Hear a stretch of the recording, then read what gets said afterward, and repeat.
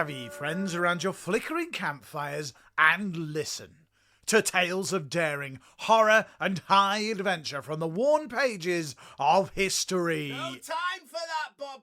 It's starting. No time for the intro. But Bilbo, what could be starting that's more important than the beginning of the Silly History Boys Show? The latest episode of Silly History Investigation Squad Department PD. That's what. The latest episode of Shizzed? Why didn't you say? Quick, to the narrative device den. No, that's not a thing. To the plot pantry. Absolutely not. Fine, to the living room. Better.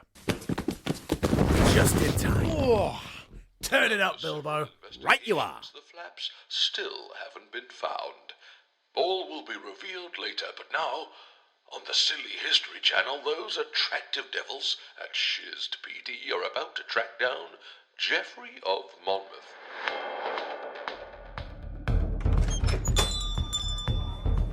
Welcome to Greg's. What can I get for you?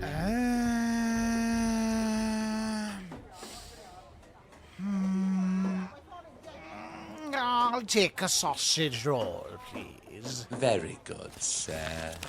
Here you go.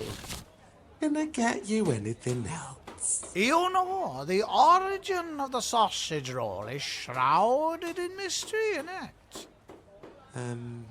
Is it? Oh, yes. Some say that the first one was made in the city of Troy as Agamemnon and his armies were landing their armada.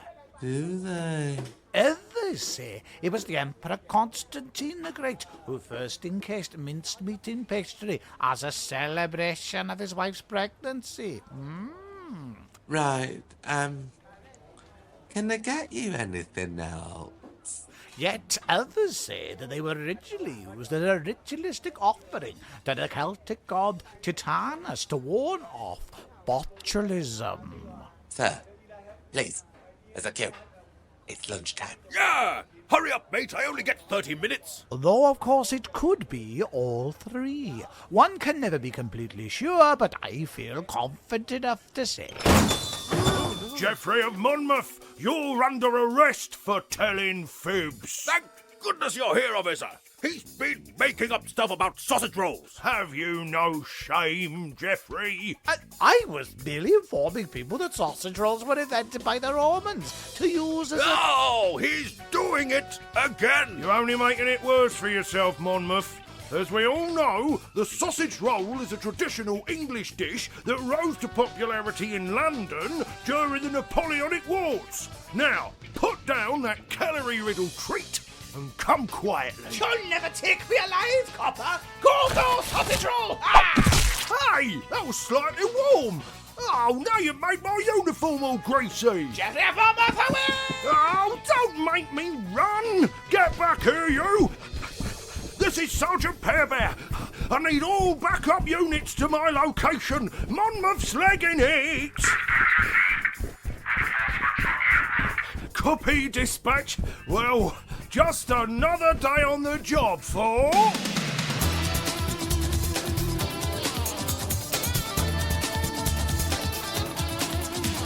Silly History Investigation Squad Department PD.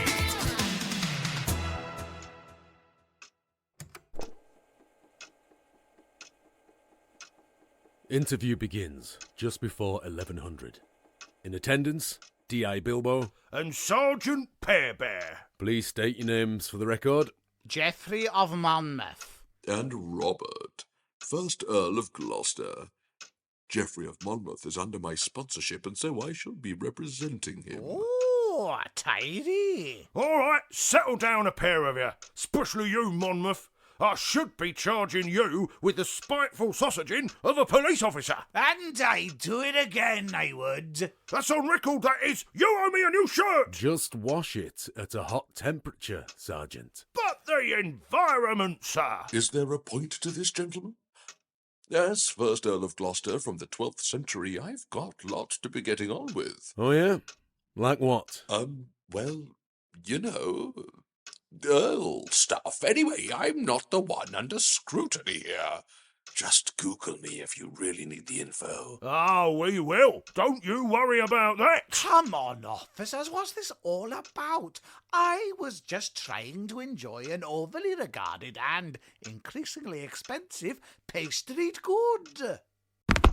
Can you tell us what this is, Mr. Monmouth? Well, it's my book, innit? The History of the Kings of Britain, wherein I detail the story of every king of Britain that there has ever been.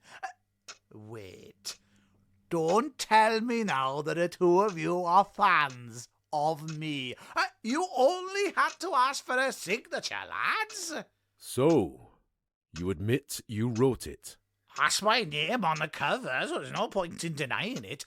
Also, I'm proper proud of it. I reckon it's an absolute banger. It's a load of old coatswallop. Language, Sergeant. Sorry, sir.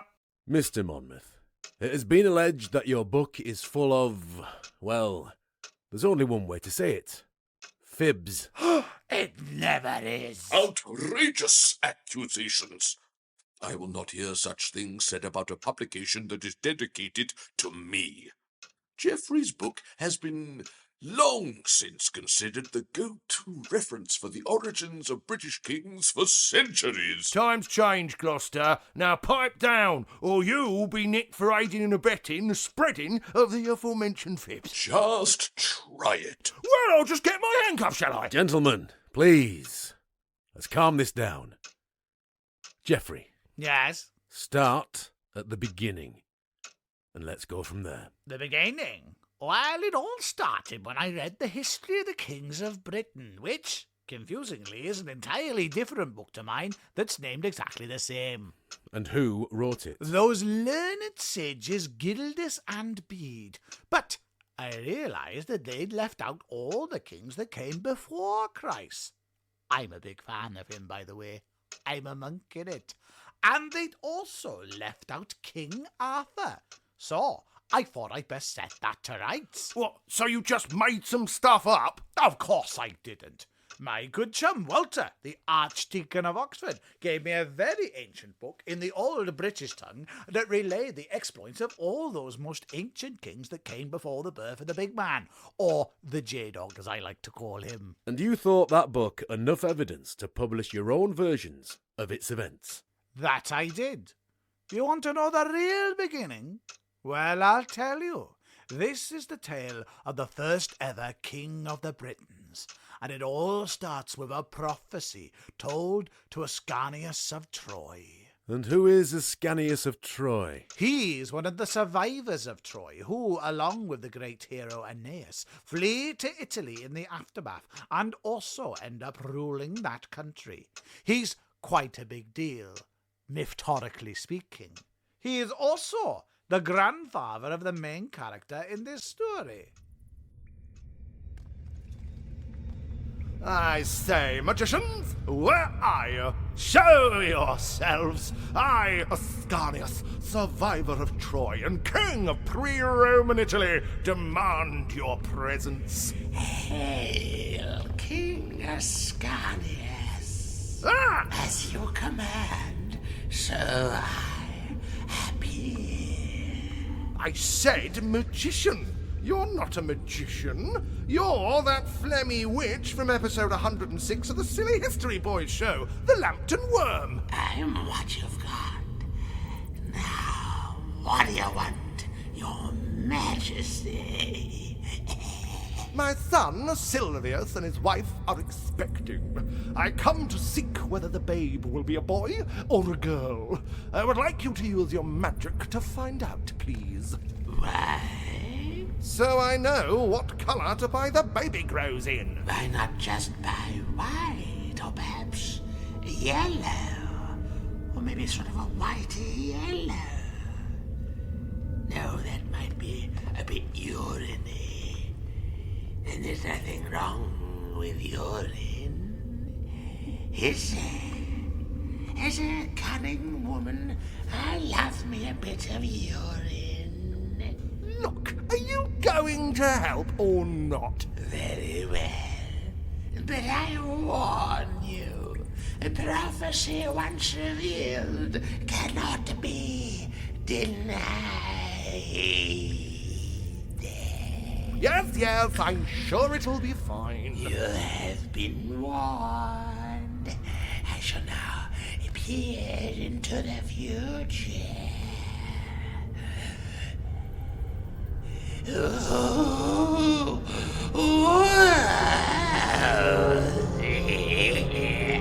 the veil of time is parting.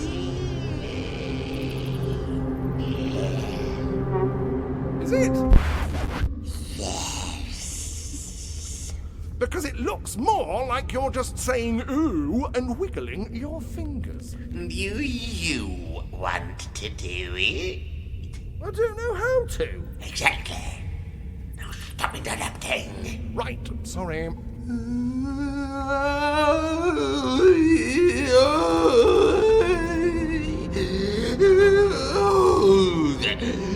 The child will be a boy doomed to slay both his parents, and doomed to wander many countries as an exile. But at last he will arrive at the highest pitch of his glory.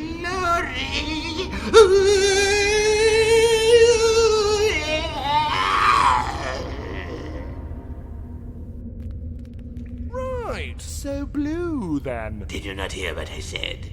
Yes, you said a boy. No, not that bit. The other bit. The death and the exile bit. What's the worst that could happen? Right, I'm off to whatever pre-Roman Italy's version of mother care is. Okay, bye. And he's gone. Rude. And did this prophecy come to pass? Was it a boy? He was. They named him Brutus. And did he slay both of his parents? Sadly so. The mother died in childbirth. Not entirely Brutus's fault, obviously, but prophecies love a technicality, don't they? And what about the father? Well, when the boy Brutus was about 15 years old... Come on, please. We're hunting deer, Brutus, not mucking about. Yes, Father, don't worry. I know what I'm doing. Do you? Brutus, do you really? Because you are holding that bow the wrong way round. I'm doing a trick shot. Look. Ah! Father? Prophecy. Whoops. Blowing kids, always mucking about. Yes, Sergeant, the people of Italy were most annoyed with young Brutus, and he was banished for the foul deed of accidental patricide. This'll be the wandering in exile bit then, eh? Yes, and it's a bit more than a bit, actually. Brutus first went to Greece, where he encountered some descendants of Troy being kept as slaves by a Greek king called Pandrasus. Is that the Pandrasus who was related to episode 71's Pyrrhus of Epirus? The very same. Pyrrhus put Trojan prisoners back to Greece after the siege, and he made them slaves in revenge for the death of Achilles, who was his dad. Achilles was Pyrrhus's dad? Have a day off, Monmouth. It's the truth. You wouldn't know the truth if it bit you on the bum. Sergeant! Sorry, sir. Wouldn't the slaves being descendants of the Trojans make them and Brutus technically countrymen? That's certainly how Brutus saw it. And what did he do? He moved in with them. He made himself a slave. No, quite the opposite. He freed the slaves. How? Well, his innate tactical brilliance and inspiring leadership started getting the attention of all the remaining Trojans in Greece, and they all flocked to his banner, and eventually... Oh, Brutus, you're so handsome and brilliant and grown up now and whatnot. Thanks. Will you sign something for me? How? Pens haven't been invented yet. Use your knife or something. Just carve it into me face. No, I'm not doing that. Aw. So, you're this Brutus we Greeks have been hearing so much about. And who might you be? My name is Assaracus, and Is something funny? What? No, definitely not. What was your name again? Assaracus. Right, you see now there. You're definitely laughing at something. No. Whatever it is, I'll get to the bottom of it. I'm sure you will. Please continue. I, Assaracus, am a Greek nobleman, but my half-Trojan ancestry has resulted in King Pandarassus giving 3 of me castles to my entirely Greek half-brother when they rightfully belong to me. This is an outrage. Oh, what's it to do with me? I want you to take this army of Trojans and help me take the castles back. 3 castles. Yes. Guarded? Well, only lightly. Well, I suppose I do have quite a big army. All right, we'll do it. Oh, goody. Then we're all gonna run away and live in the forest to avoid slavery. Understandable. And then I'm finally gonna sort out this King Pandrassus character. Oh, assassination, poison, single combat. I'm going to write him a letter. A letter? Leave it out. No word of a lie, that's what he did. He wrote saying, "We've decided not to be slaves anymore and we're off to live in the forest. Don't come after us or we'll fight you." Did they go after them? They did. Pandrassus raised an army of his own and they set off for a town called Spartanium. And there took place what could be, chronologically speaking, the earliest example of a shouting up at the walls scene. Oh, I like them. You there, on the walls of Spartanium!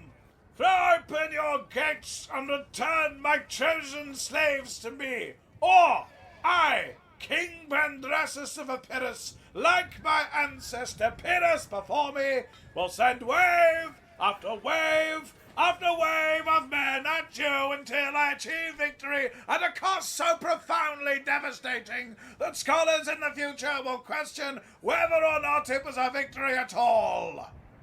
No. What do you mean, no? Did you not hear what I said about waves and waves of men? Did I not mention the waves and waves of men, Antigonus? You did, brother. I distinctly heard you. The men did too. They look, thrilled. Who just booed me? Yes, that's what I thought, you little germ. We're not scared of you, Pandarassus, or your waves and waves of mane. Oh, yeah? And why is that, then? 'Cause Brutus knew you were coming here, that's why. And he's got a surprise for you. And what's that, then? Surprise! Ah! Run away! Face me, Pandrassus, you coward! No chance! Face wave after wave of men! I don't want to go because it's Is that all you've got? Oh, Nicholas Blackheads! Brother, the river Acheron is in the way of our retreat. Brutus' men have caught us up and are inflicting terrible casualties upon us. Good! Then my plan is working perfectly. You are not very good at this.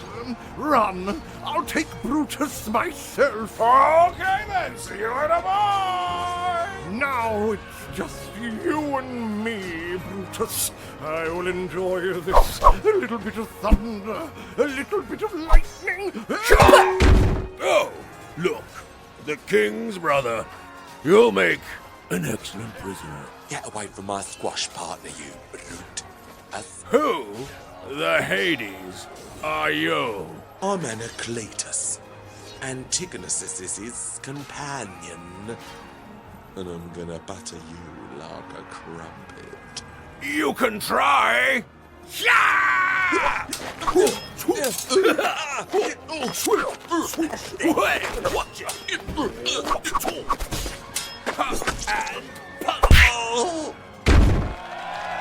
Victory! Well done, my soldiers. Now let us return to the forests. Our people await us there and expect our protection. But Brutus, we need your soldiers. What if King Pandrasus comes back? I'll leave you 600 of my men. Should that coward show his face again, send a messenger. The rest of us will return. Right you are. Men, to the trees! And so Brutus returned with his men to the dense forest where all his Trojan people awaited his protection. And what did King Pandrasus do? Well, overnight he regretted that his brother had been captured while he was running away and decided to gather his men and go back to Sparatinium. Why Sparatinium? Surely Brutus was in the forest by this point. Ah, yes, but Pandrasus didn't know that. He assumed Brutus had stayed in the settlement. A stroke of luck for the hero. That's just lazy writing, if you ask me. Well, nobody did ask you, Sergeant. And anyway, a stroke of luck is a good way of showing that perhaps our main character is somewhat blessed, that destiny is at play. So King Pandrasus returns to Sparatinium. What happens next? He splits his forces into 3. One lot of soldiers was to make sure no one could leave the city, keeping them trapped in place. Another was to divert the rivers so that no one could have a drink. And the third set to the business of knocking down the walls with battering rams. The people of Sparatinium were in dire need of help. Very much so. But Brutus knew he didn't have enough men to face Pandrasus' army in a pitched battle. He needed to use subterfuge. King Pandrasus! King Pandrasus! What happened to all this ruckus? It's the second hour of the night, for God's sake! Anacletus? I thought you'd been captured. I had, but I got away. And I've also brought your brother Antigonus. You escaped along with my brother? How? I used staff, you know, to get away. Are you here to betray us? Have you done some sort of underhanded deal with Brutus and now you're trying to trick me? What? No, not me.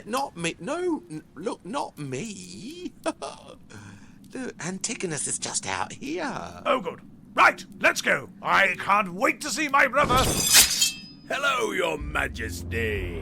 Brutus! Anacletus, you monkey little traitor! He made me do it. I did. I used all my cunning. He said if I didn't do it, he'd kill me. And then he waved his big long sword at me. Fair play, that is pretty cunning. I know, right? And we've managed to get all the way here without waking up all your sleeping men. And now we sneak out the back? No. Now I give the signal, and my men kill all your men while they're still asleep. That seems unnecessary? Yes, but it's history times. Even the good guys are awful. Hit them while they can't fight back, lads. Don't worry, Pandrasus. I'm going to let you live. Thanks. But you'll have to do what you're told. I see. Fine. He murdered all those men in their sleep. Not all of them. Some tried to run away in the dark and tripped over stuff, and a couple smashed their heads in when they hit trees. Ugh, gross. Hey, I didn't write this story. Your name is on the book. It's hard to argue with that, but I am merely presenting the facts in an entertaining way. So you admit this is historical fiction? What? What do I look like, Bernard Cornwell? Actually, in my head, yeah, a bit. I write the truth. All right. Well, what happened next? A council, a wedding, and another prophecy. Why are you being so vague? Because my client has answered enough of your questions for 1 week, officers. Oh, Gloucester, forgot you were here. I formally call this interview to be suspended until next time. What? It's a cliffhanger, innit? You'll have to wait to hear the rest of the story of the first king of the Britons. You monster! No, Sergeant. Monmouth. Very well. If it's a formal request, there's nothing we can do. Interview suspended. Time is not yet the next episode.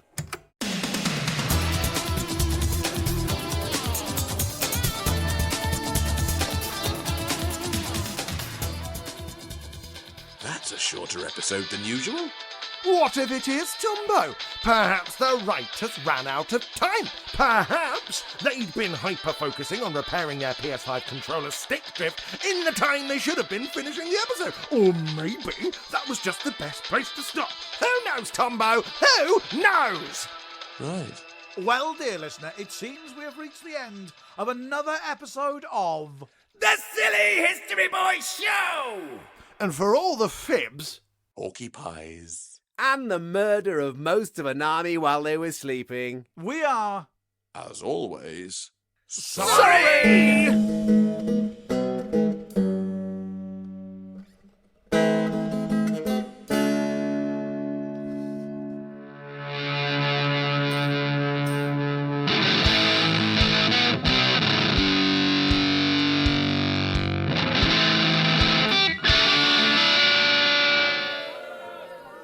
You Kiss Your Mother with That Monmouth, or episode 108 of the Silly History Boys Show was written and produced by the Silly History Boys.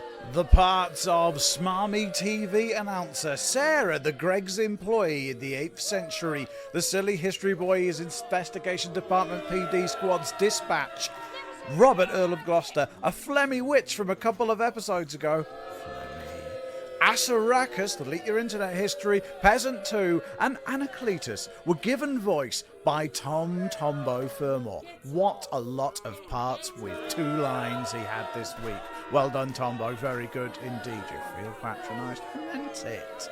The parts of Peasant Number 1, Ascanius, I hope I've said that right, and Sergeant Pear were given a right royal dressing down in the police mess hall by Stew the Pear Perry. The first role recorded in the Chronicles this week, Indignant Greg's customer, D.I. Bilbo of the Silly History Boys Investigation Squad Department PD, Teenage Brutus, spiffing what marks tea and crumpets posh voice youngster, remember that one, Brutus, Edward IV, Heracles, William Marshall, they're all in the same voice genus. And disgruntled soldier who sounds suspiciously like Bertrand de Gourdin from our Lionheart episodes was given voice by Will Uncle Bilbo Kitchen.